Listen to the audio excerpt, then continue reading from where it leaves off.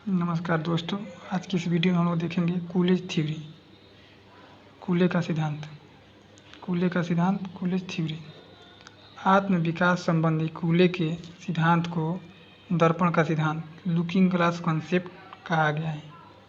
उसके अनुसार मनुष्य स्वयं के बारे में धारणा स्व यहाँ पर स्व का अर्थ स्वयं से है, यानी स्व मतलब खुद। मनुष्य खुद के बारे में जो धारणा है दूसरे व्यक्तियों की सहायता से बनाता है। मनुष्य उस समय तक अपने बारे में कोई धारणा नहीं बनाता जब तक वह दूसरे के संपर्क में नहीं आता तथा अपने बारे में उनकी धारणा को नहीं जान लेता। यहाँ पर हम लोग अपने बारे में कोई धारणा स्वयं नहीं बनाते हैं। हम लोग अपनी धारणा जो बनाते हैं वो दूसरे हमारे बारे में क्या कहते हैं, क्या सोचते हैं, उसके अनुसार बनाते हैं। इसी को एक तरह से कूले ने अपने थ्योरी के रूप में दिया है।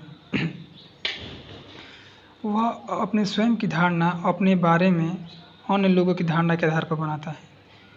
इस प्रकार जब हमारे मित्र हमको बुद्धिमान या सामान्य, लंबा या छोटा, मोटा या पतला कहते हैं तो हम उनकी ऐसी धारणा के प्रति प्रतिक्रिया करते हैं।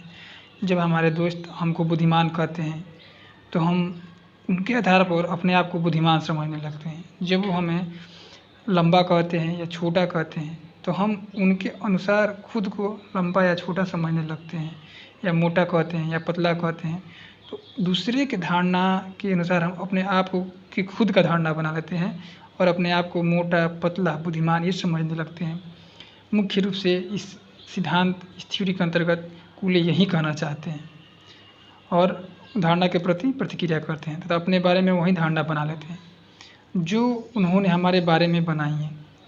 दूसरे लोग हमारे दोस्त या और कोई दूसरे लोग जिन्होंने हमारे बारे में वही धारणा दूसरे लोग जिन्होंने हमारे बारे में अपनी धारणा बना रखी है, हम लोग उसी धारणा को अपने लिए धारण कर लेते हैं, अपने ऊपर ले लेते हैं, अपने बारे में वही धारणा बना लेते हैं तथा जो उन्हें हमारे बारे में बनाई है।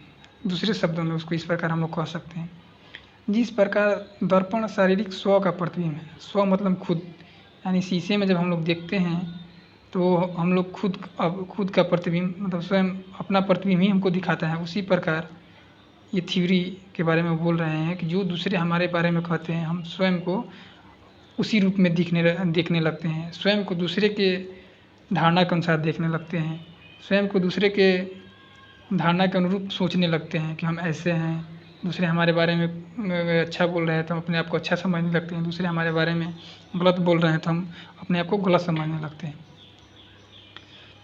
उसी प्रकार दूसरों की धारणा हमारे सामाजिक स्व का प्रतिबिंब है। स्वयं के बारे में ज्ञान दूसरे व्यक्तियों की प्रतिक्रिया से प्राप्त करते हैं। ये एक बहुत ही इंटरेस्टिंग फैक्ट है कि हम अपने बारे में जो है ज्ञान दूसरे व्यक्तियों के माध्यम से प्राप्त करते हैं। हम स्वयं के बारे में ज्ञान स्वयं से नहीं देखते हैं, दूसरे व्यक्ति हमारे बारे में क्या कहते हैं उसे हम प्राप्त करते हैं।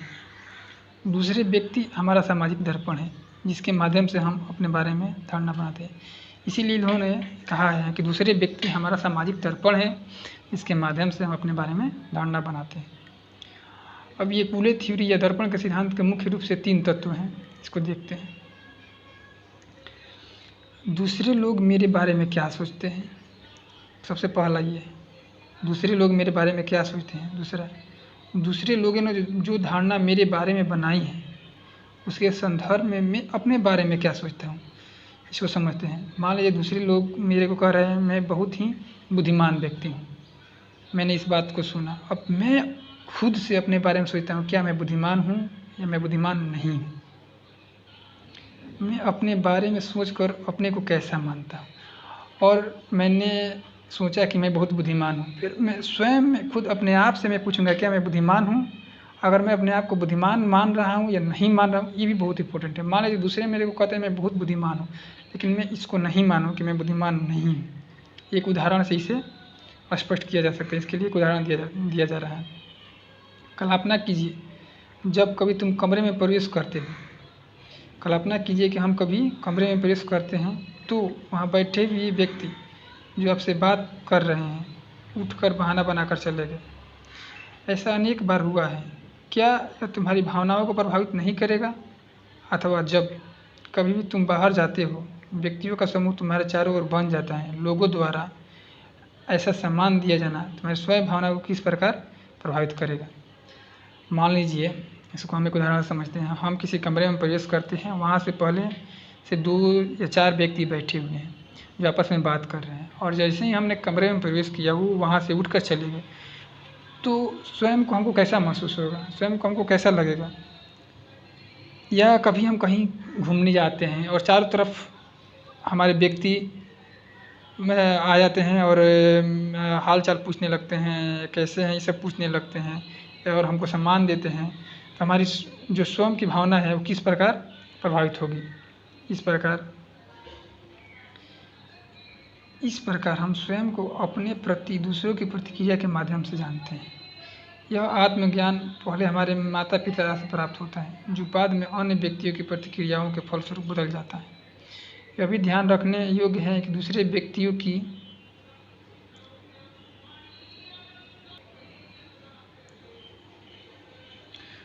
व्यक्ति हमारे बारे में प्रतिक्रिया समान नहीं होती। मान लीजिए कि एक मेरे दोस्त जो मुझको बुद्धिमान समझता है, वहीं दूसरा दोस्त मुझको बुद्धिमान नहीं समझ सकता है, तो अलग अलग व्यक्तियों की हमारे प्रति अलग अलग प्रतिक्रिया होगी, अथवा हम उनकी प्रतिक्रियाओं का गलत मूल्यांकन कर सकते हैं। और ऐसा भी हो सकता है कि सामने वाले मेरे को जो बुद्धिमान बोल रहे हैं उसके बारे में हम अपने आप को गलत भी प्रतिक्रिया कर सकते हैं। हम सोचते हैं कि नहीं, वो मेरा मजाक उड़ा रहे हैं, हम बुद्धिमान नहीं, ये भी तो हम सोच सकते हैं। वो इसी बात को यहाँ पे वो कूले अपने थ्योरी में कहना चाहते हैं। अहम को बढ़ाने वाली, अहम यहाँ अहम का मतलब अहंकार से है। अहम को बढ़ाने वाली अभिव्यक्ति केवल मात्र चमचागिरी हो सकती है। ऐसा भी हो सकता है कि जो हमारे दोस्त है या जो हमारे आसपास के लोग हैं वो हमारे अहंकार को बढ़ाने के लिए हमारी चमचागिरी भी कर सकते हैं। इस प्रकार दर्पण के माध्यम से आत्म के बारे में बनाई गई धारणा से बिल्कुल भिन्न हो सकती है। इस प्रकार कोई ज़रूरी नहीं है कि जो सामने वाला या दर्पण या सामने वाला को दर्पण से सामने वाले की जगह पर यहाँ पर दर्पण को रख के बात किया जा रहा है। सामने वाला मेरे बारे में जो धारणा बना रहा है वो बिल्कुल सही हो, जो दूसरों ने वास्तविक रूप से हमारे बारे में बनाई है। दूसरे व्यक्तियों के किसी के बारे में क्या वास्तविक विचार है तथा वे कैसे चित्रित करते हैं, इस विषय पर व्यक्ति की धारणा में काफ़ी भिन्नता हो सकती है। सही बात है। एक चीज़, एक पेन है, कोई ज़रूरी नहीं है कि वो 10 स्टूडेंट को अच्छा लगे। हो सकता है कि उसमें से 2 पसंद करे, 2 नापसंद करे और 2 कोई उसे मतलब ना हो।